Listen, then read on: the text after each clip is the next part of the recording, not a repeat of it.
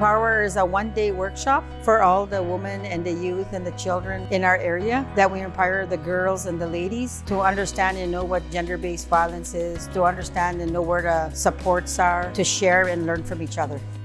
This is our 4th year. COVID hit us hard, so we had it online, and it was different where we're not seeing each other face to face and everything that's happening. So last year we had about 50 women. Today we have over 110 women here today, so it's an exciting time.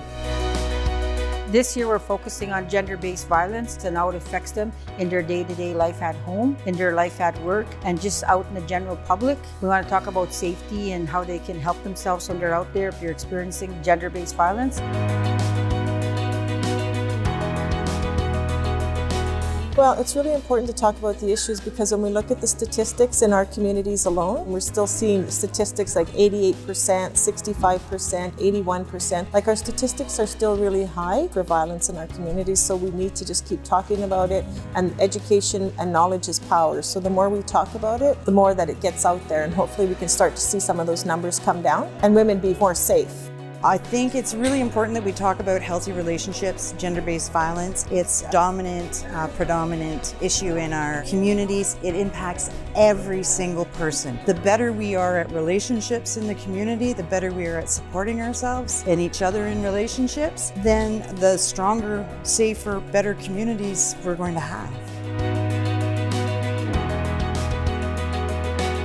Today at Empower Her, we had our participants create their own faceless dolls. The Faceless Dolls project was an initiative brought forward by the Native Women's Association of Manitoba to address our murdered and missing Indigenous women and girls in two-spirited community. So what we did was we gathered a bunch of craft supplies together, had out stencils of the dolls, and then they were able to adapt them for their hair color, what type of clothing that they would wear. It was for them to identify with someone that they love, that they care about. What we're going to do is we're going to display all of these faceless dolls that our women have created today, our Métis Community Center. So anytime that we have any kind of future workshops, future initiatives, future celebrations, those creations are going to be displayed as artwork in our building.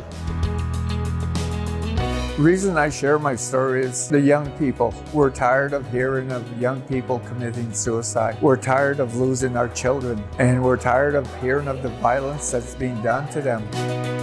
As women, we are the caretakers. We are the ones that wrap around and look after other people, but it's really, really important that we look after each other, that we look after ourselves, that we are safe and don't try to do it alone. These events are always something to look forward to. They're very informational. I find that they spread a lot of awareness on whatever the topics may be. But it's really important to reach out and get help and talk about how you're feeling, because once you get those emotions out, we become empowered.